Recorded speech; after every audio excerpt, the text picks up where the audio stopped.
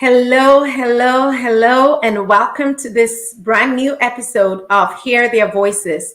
This is an Icon podcast, HTV. For those of you joining us for the very first time, Icon is the International Committee on Nigeria, and we promote human dignity, the right to live, religious freedom, and the protection of the vulnerable from every form of persecution in Nigeria. And it's such a joy to be with you here today. My name is Priscilla Ozodo Acevedo. My full name is Priscilla Onyedikachi Ozodo Acevedo, so full-blown Nigerian.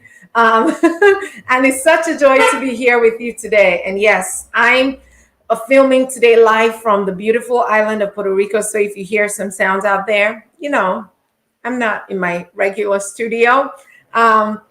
But it's such a joy to be back here with you. In this season of the Icon podcast, we've been talking about speaking out on behalf of the vulnerable, speaking out on behalf of those who cannot speak up for themselves at this time, and fighting injustice. Last week, we had the chance to talk with Kaneng Rampam, and she just talked a little bit about the vulnerability of children in this fight against terrorism in Nigeria. I'm super pumped, y'all, about our guest today. I'm excited because she brings a different perspective. Like, we've been talking about individuals that have been facing persecution, but she has lived through and will be shedding light on persecution that affects full communities, full tribes, full ethnicities. And she has not just experienced persecution herself, she is working to take care of people who have been displaced as a result of this kind of persecution. So stay tuned. Don't go anywhere. This is that time where I say you can't watch this by yourself. Y'all, you don't want to watch me by yourself. That's boring. Get on your phone, as I always do, and grab that phone. And, if you're following us, you will have received a notification to say, Icon is live. So I'm clicking on my Facebook. So I have to turn it down silent. I make that mistake every week. I'm clicking on my Facebook link and I'm just going to share it with friends. Okay, share, and it says I'm gonna say watch with me or join me and post. I'm doing this because I'm expecting you to be doing it as well. Okay, so we're doing this together. Join me and post. And just like that, you've given somebody else the opportunity to watch this show with you. I'm going to, YouTube has already shared and told me that we've gone live. So I like to share the YouTube link to my, my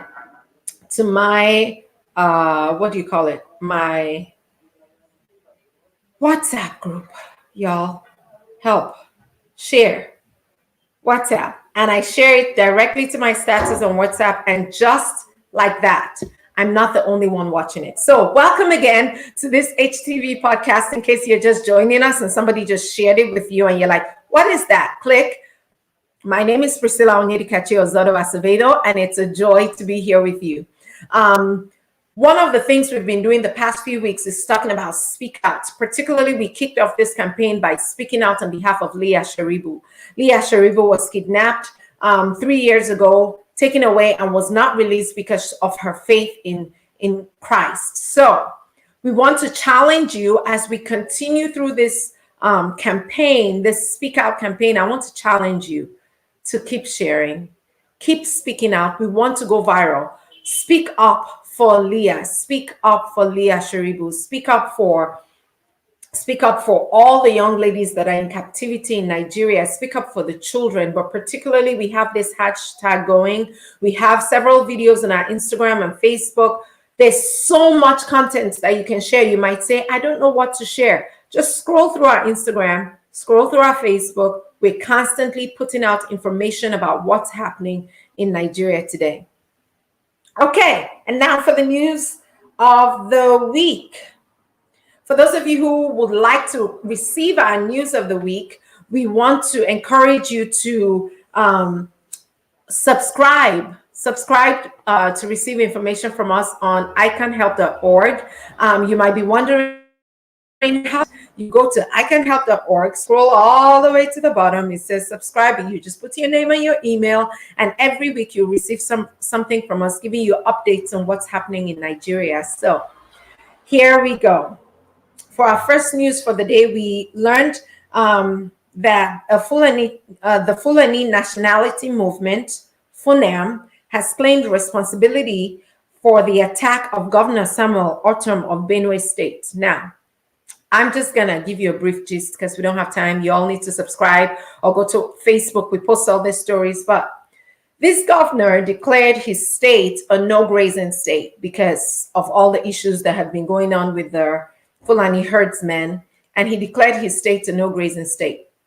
And this group, which is not actually an officially recognized group, but they're killing people apparently, the Fulani National Movement, they have claimed responsibility for attacking him at his farm in his state. The governor of a state. This is not some random villagers that have no protection. The governor of a state was attacked in his home state. He says the Fulani FUNAM, the Fulani Nationality Movement, say our courageous fighters, they claim, carried out this historic attack. And this is them bragging to send a great message to the governor with his collaborators. Wherever you are, once again, you're standing against Fulani's long-term interest. His crime was he stood against the interest of a tribe that are not part of his state. My personal opinion, this does not represent Icon on anybody. I cannot understand the boldness of a tribe of fighters that can attack a governor. Their intention was to kill him. If you read the story, they said he just got away due to technical difficulties. Their plan was to kill him. Pray for Nigeria, y'all. I'm going to leave it there. And on to our next story. This is Cries for Help Continue for Christians in Nigeria. Another day, I'm just going to read this to you if that's okay. Is that okay? Thank you very much. Another day with yet another funeral. Catholics in Nigeria have buried many priests and believers killed in their country's brutal wars over land, cattle, honor, and religion. But this is the first time Bishop Matthews Hassan Kuka of the Sokoto Diocese has preached at the funeral of a seminarian. A suspect in the crime said 18-year-old Michael Nandi died, urging his attackers to repent and forsake their evil ways.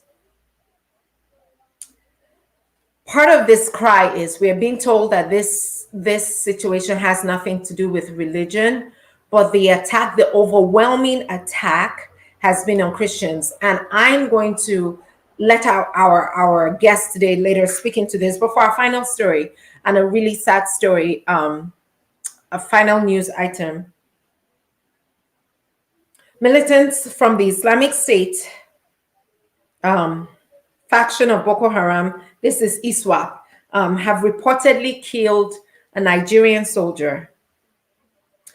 He was captured during Tuesday's raid on a military base in Damsak town, Mabar local government area of Borno State. A military source confirmed this to Sahara reporters on Saturday. So this is where I'm going to start. These reports are hard for me because the biggest thing that comes to my mind is, where is the security? If governors are being attacked and military people are being attacked, how is the average person in Nigeria secure? How can we guarantee the security of our families? My entire family is in Nigeria. I have family in northern Nigeria. My producer, AJ Backstage, has family. Our guest is from northern Nigeria. How can we guarantee the security of the average citizen if our security forces and the people who are supposed to be the most secure and not secure? That's my thoughts about the news for today. And it breaks my heart, but we keep praying. we keep spreading the word. If this bothers you on any level, and you will hear me say this throughout today's broadcast, if this bothers you on any level, spread the word. Go to iconhelp.org and say, how can I help? Send us an email. Contact us on Instagram and say, how can I help? Because there's so much you can do. You might say, oh, that's so far away, I can't do much. But there is so much that you can do. Okay, now to the main event. I'm excited to welcome and introduce you to our guest. I'm going to read a little bit of her bio. We're going to see a little clip from a speech that she gave earlier with an event she did with the Heritage Foundation a few years ago. But first, our guest today is Alheri Magaji. She's a woman who has experienced community persecution firsthand. She's a spokesperson for the Southern Kaduna crisis in Nigeria, and she does not only speak, but she acts on behalf of displaced communities in Nigeria. Alheri is part of the Radi Foundation, and Radi Foundation is an organization that assists internally displaced persons, indigent children, orphans, and widows in Nigeria, and they help them build productive lives to become thriving citizens. Before we welcome Alheri into the studio, stay tuned for this short video clip. Or there it is.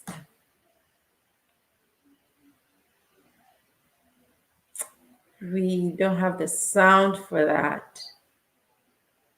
Okay, not sure why we don't have the sound. I'm hoping we will get the sound in. I'll hold on for a minute for our producers to see if they can get the sound to work. And if not, you'll hear from her yourself. In this clip, Alheri was giving an account of what happened to her people, the Adara people of Southern Kaduna. And I'm excited because she's here live with us and she'll be able to tell you everything she said in that video that we couldn't play. So join me right now to welcome somebody that will become a friend. This is not her first time in the studio. We're excited to have her in person. Welcome Alheri Magaji to the studio. Hello, everybody. Alheri, welcome to the studio. Hello. We're excited to Thank you so much for having me. Thank you. Oh, it's such a joy, such a joy. First of all, I want to say I'm excited to see your face because the last time the connection was bad and we didn't get to see your face. So this is exciting for me to actually get to see your face this time. So for those who may not know you, who may not have heard your story, they didn't watch the news item about your story. Can you just tell me about you? Who is Alheri Magaji, and tell us a little bit about yourself. As you all heard, I'm Alheri Magaji. I'm Adara from Kajuru local government of Kaduna State in Nigeria. I'm a single mom to an almost 7-year-old going on 70. And I'm the daughter of the Waziri Adara, of the Adara Chiefdom in Southern Kaduna part of Kaduna State. I am a businesswoman first and foremost. I started all this humanitarian work after my people, after the persecution escalated 2 years ago. I am an event photographer. I sell smoked fish. I sell moi moi. It's a Nigerian delicacy. I have a shop where I sell children's clothes and adult accessories. But Radi takes 80% of my time right now. So almost everything has taken a back burner, but I still have to do what I do because I have to eat. So yeah, that's Alheri. I love that. I think when people see some humanitarian fighters or activists, they think, oh, that's all, you get paid to do this and you don't have you don't have a life. But you just described to us, you have to keep a business running in addition to all you do. Yeah. That's beautiful. So I want you to just take a second because some of our viewers have not heard your story before. And I want you to just walk us through the events in as much detail as you can handle or that you can remember about the circumstances that surrounded your father's arrest and the preceding persecution of the Adara chiefdom and people. Okay. So my dad is Engineer Magaji. He's the Waziri of Adara. To the viewers, the Waziri is the person who takes care of the chiefdom when the chief is unavailable, in case of if he's really ill or dead, he doesn't become the chief. He's just the caretaker before a new chief is installed. So in 2018, in October, I think on October 18th, the then chief of Adara, and his title is Agom Adara, was kidnapped on his way home with his wife and some people that were, I think about 8 or 9 of them were kidnapped. And the Adara people actually raised the ransom and paid the ransom that was agreed after negotiation with those who kidnapped him. And after the ransom was paid, he was still murdered. I remember that day very well, October 26th, if I remember the date, because I was at home and I heard my father let out this scream. I've never heard my father scream that way. And of course, he didn't sleep that day because the person who took the ransom hadn't called back to, they were waiting for an update from the person. And the person called around 2 a.m. to say the kidnappers had called to say his dead body should be taken around, should come and be picked up around the Kateri area. That's on the Abuja-Kaduna highway. So they went the next day. Of course, there was chaos because he's a first-class chief. So there was a lot of chaos, there was a lot of anger. And then remember that it was on the 18th or so that he was kidnapped. So we had long days of being anxious, not sleeping. So that was not the news we were waiting to hear. And then a day after his death, it was announced on the radio and dailies that the chief of Kachia had died. And my father, being the wazir with other elders, kept wondering why the government was referring to Adara chiefdom as Kachia, why they were referring to the Agom Adara as chief of Kachia. And in trying to figure out what happened, a few days after the death of the chief, a gazette was released to the public saying that on May 29th of 2018, the governor of Kaduna State had signed into law that Adara had been balkanized and it was now divided into Kajuru chiefdom and Kachia chiefdom, which places me, I'm Adara from Kufana. It places that gazette. The gazette is a public document. It's not a hidden document. And if you check the gazette of October 2018, it says that me and 95% other Adara Christians, approximately 95%, but that's still a high number, were placed under a Hausa Muslim emir. And our issue with this, like we always say, if Nigerians are going to be honest with themselves, everybody is supposed to stand up to fight this injustice. Muslims, Christians, it doesn't matter. Justice is justice, injustice is injustice. Yes. You can't find anywhere in Nigeria where you will find a Christian chief heading even 50% Muslims. It will not happen in Nigeria. So why is it okay, even if we're 90% Adara Christians, why is it okay for the governor of Kaduna State to place us under a Hausa Muslim emir? And everybody is quiet about it like it's normal. Anyway, I digress. So after the announcement was made by the state government, the elders now looked into it and were wondering why such a thing would happen, and they, the other elders, don't even know about it. And apparently the governor had signed it since May 29th. This was October. So that means for the 4 months that the chief was alive, he really wasn't the Agom Adara. But we all didn't know that. I don't think even the chief knew that.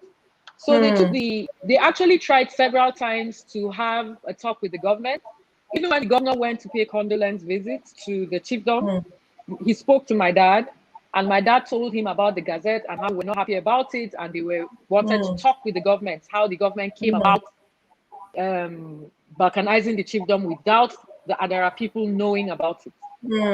So they never got word back from the government. They kept writing letters. I think my dad wrote 3 letters. The third letter he wrote, when he realized the first and second letters were not attended to, he went himself to him and other elders, of course, went to see the Emir of Zazzau, the late Emir of Zazzau, who I think at that time was the chairman of the chiefs in Kaduna State, to tell him what was happening and what they planned to do. They were planning to take the state government to court. And so at the end of January 2019, the Adara chiefdom took the Kaduna state government to court for balkanizing the chiefdom without the knowledge of the Adara people. And a week after that, the Adara elders started being arrested. My dad was arrested on the 18th of February 2019. Wow. And Dio Mesamari, who is the president of Adara Development Association, was arrested on the 16th of February 2019, if I'm not mistaken. It was on a Saturday, my dad was on a Sunday. Or was on a Monday, sorry. And then a former commissioner of police, Alheri Magaji, and there were 8 of them who were arrested. The 9th elder was, if I start to tell his story, it's going to take our time. 9 of them were in prison for allegedly killing Fulanis and cows. That was the charge against my dad. They were never taken to court for a trial. They were never given bail. In fact, a bail hearing I went to, the judge said they weren't going to be given bail because the state couldn't guarantee their safety if they were allowed to go, which I saw as a threat. Yeah. It was kind of them like telling us like, prison is even the best thing we can offer your parents. If we let them go, there's so much tension, we don't know if they're going to leave. It was just so much so much was happening. And I really wasn't in the know of what was happening in my hometown. This locking my dad up made me to start investigating what was happening. And that was when I found out that so many villages were being attacked, so many villages were being sacked, people were being sacked from their homes. At the time my parents were in prison, my dad and others, there were 12,480 internally displaced people in my local government alone. In Kajuru alone, that was our last count. 12,480 human beings sacked from their villages. So I started investigating all that, researching, trying to find out what's happening. And then we were waiting for the courts to give us proof of why they would say my dad and others allegedly killed Fulanis and cows. That was the charge. But anyway, on May 31st of 2019, the case was dismissed from court. They were acquitted for lack of evidence. So it brings a lot of questions. Does the state have the right to lock Adara elders up for killing of Fulanis without evidence? Because obviously there was no evidence for the courts to throw the case out for lack of evidence. That was the reason why it was thrown out, for lack of evidence. So there's a lot of questions. It makes us raise a lot of questions. And the period that these elders that were locked up were village heads, district heads, the Adara Development Association president, national president, my dad, the Wazirin Adara. So these were the elders that the Adara people needed at that time because their chief had just died. We just discovered our chiefdom was balkanized. The attacks on Adara land escalated that period that they were in prison. And we kept asking online, what they were being accused for escalated while they were in prison. So how are they the reason?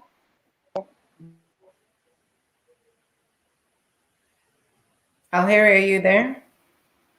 Yeah, sorry. Oh, there you are. So how are they the reasons for the unrest? There's a lot I can't even begin to go into, but that's the background about the arrest. Thank you for sharing that. You talked a lot about it. It sounds like there was an intentional plan to destabilize the Adara people by taking their leaders away after their chief was killed.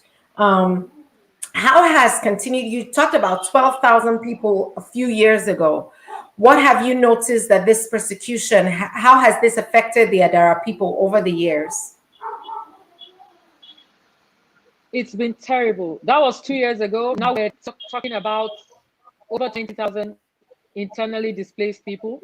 Right now, as I speak to you, the villages around Kalla and Gefe axis in Kajuru have all been occupied by Fulanis. You know, the villagers there have been sacked from their own villages. They've left everything they've known their entire lives. So you have people who are traumatized. We're not even talking about the trauma healing because that's something they don't even know exists. They don't even know what trauma means. They don't have food. They don't have clothes. And when we started Radi, we were just delivering food, to them. And we realized 2 weeks into that you can keep giving them food, but for how long are you going to keep giving them food? These people don't, if someone doesn't have where to stay, you can't even begin to talk of rehabilitating the person or empowering the person because they were living on the bare floor, literally on the bare floor, not even on tiles or cement. They lived on the bare floor. We have people in the hospital with rotten limbs that had no money to treat themselves. We have a little girl, Sarah, whose leg had to be amputated because she didn't have less than $1 to go to the hospital to treat that leg, and the leg got rotten, and now she's without a leg.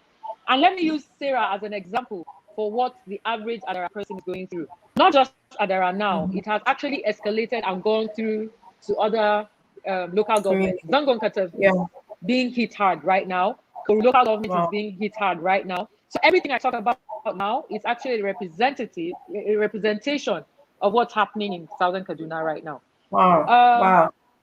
Sarah was trying to run away from the bandits, as they like to call them, when they entered her village. And so an uncle of hers took her and her sister on a motorbike to try to run away. Her sister and her uncle were shot in front of her, and they both died. She was shot in the leg, and her parents, everything her parents ever owned was burned or stolen. Everything. They ran away just with the clothes on their back. So little Sarah is here. She saw her sister being killed. She has PTSD from how she tried to run away to save herself.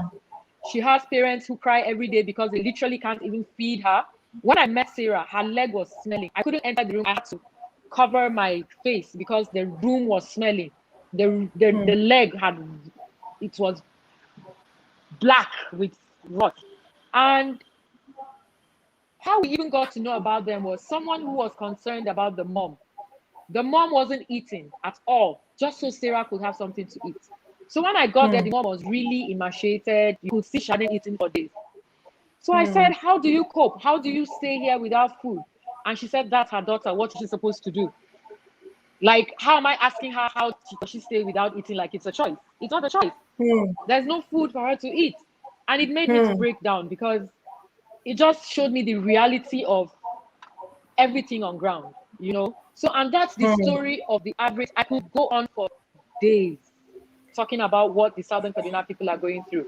And I want to say something here. At the time, at the time this thing was happening, we kept telling people that we're not talking about it and not doing anything about it because it's happening in Southern Kaduna alone was going to make it escalate to other areas. And now we have Birnwari, which is having it as bad as Southern Kaduna. You know, it escalates when you don't nip something in the bud. Or just because it's not happening to your people, you're not talking about it, it will escalate. These people who go kidnapping and killing, right now, they kill everybody. Everybody is a victim. So until we stand as one to fight against injustice, to fight against everything wrong with the security of this country, we're in for a long haul. I was listening to you before we started. Now they're attacking governors. Who would have ever thought in Nigeria that will ever happen? It's a shock to me that governors are being targeted right now. I feel like I say this with a lot of my guests. We need part 1, part 2, part 3, because I feel like we've just scratched the surface. But I'm just gonna jump to ask you to talk a little bit more about your work with Radi. What are some of the projects that you've embarked on? Just very briefly, in a minute or so, can you just give us a glimpse into the work that you're doing with these displaced peoples and their community? My partner and I, Ruben Buhari, what we decided to do is, even if we take a truckload of food, after 3 days, the food will finish. So what we decided to do was to empower the displaced people so that by empowering them, that one person can empower the others in the community. For example, we did the Radi Fertilizer Birth Project, where we provided fertilizers for those who are displaced. And we should remember, they don't have their farms anymore. So we tried to talk to community leaders, and on their own too, they got community leaders that would borrow them land. And so we provided them with free fertilizer. It wasn't a loan to them, but the payback was that for every bag of fertilizer, they gave us back, depending on their harvest, of course, they gave us back particular bags of grains. If you can, it's not mandatory. The fertilizer was given to them. It wasn't mandatory. But 2 months ago, from that project, our first batch of grains that we got back, we got 27 big bags of corn, maize. Wow. From the farmers. And this is then, we advise them to keep half, and then they give back half. And then what we get back, we give back to the people who did not get the fertilizer and those who don't have food to eat. So it was a wonderful project because the farmers were able to employ people to work for them on the farm. Yeah. So they became Yeah. employers of labor. And then those who couldn't farm were able to get the proceeds that we gave them from what the farmers we gave fertilizer to gave us back. We also empower Wow. widows. We give them grinding machines, train them how to sew, give them sewing machines, train them on businesses, knowing how to make a profit and put the profit to grow Yeah. their business so that to make profit to pay school fees for their children. That way Yeah. we don't have to keep begging people all the time, oh, come and pay people's school fees. And then we also had the project where we paid people their rent for a year, just Yeah. so that it makes you not worry about where to sleep, so you can begin to think of what to do to be able to eat. So these are a little Yeah. of the things we do at Radi. This is aside providing them clothes, medicine. We do medical outreaches to them to give Yeah. them free tests, malaria tests, HIV tests, free dental clinics. We provide free medicine to them. And with everything I've said, we've not even begun to scratch the surface. There's a whole Yeah. lot of them. Wow.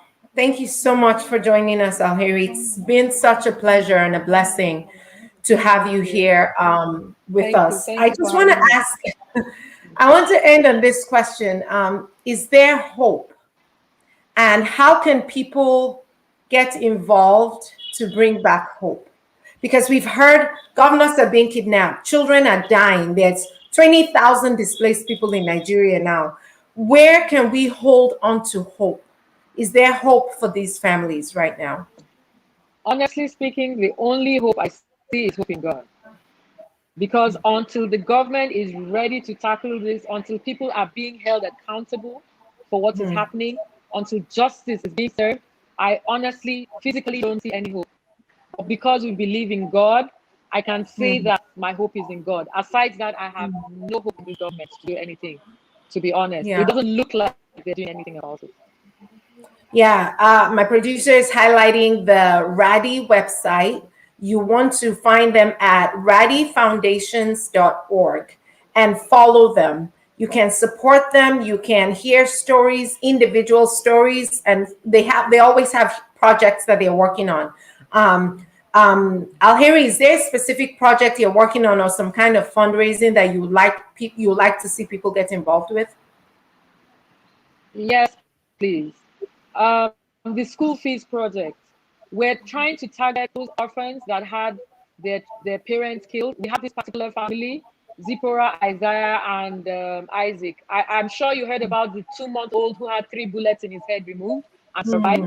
Their mother, their father, and 3 older siblings were killed. So children like that, we want to take them away from the villages. Because right now, as we speak, they're still running helter-skelter at night. They're already traumatized. They already lost family members. So we want to remove them from that community because it's still not safe there. They're still traumatized. They don't sleep at night. These children are, Isaac is now 1. They're 12, 11 years old. So we want to be able to put them in boarding schools in Kaduna State so that they can at least begin to live normal lives and be something so that they can go back and help rebuild their communities. And then the average school fees per term in Kaduna State, a boarding school, is about 250,000 per term. So Wow. we're trying Wow. to raise that money so we can at least give these children a better life. They deserve better lives for everything they've been through. So that's our main project right now. Of course, we have the fertilizer project. The rains are coming. It costs, if we buy early, 10,000 per farmer will be enough for the farmer. That's 10,000 naira. So those are the 2 urgent projects we have right now ongoing. Wow. Thank you so much for sharing about the Thank you. communities Thank you. that are affected by persecution in Nigeria. I want to challenge our viewers to right now, don't wait. What is the wait for? Right now, go to radifoundation.org and find out how you can be a part of this work, how you can send these children back to school, how you can help Sarah and her family, how you can help all of this displaced people. Sure. I love Alheri, your work, because a lot of organizations just give charity so they can eat, but you're empowering them, and that's huge. It's such a joy to have you partnered with It's important. Icon. It's such a joy Thank to have you you. partnering with us on this show, and we're Thank glad to you. have you. So have a very, very blessed rest Thank of you your so week. much for having me. Thank you. It's a You pleasure. too. Thank you.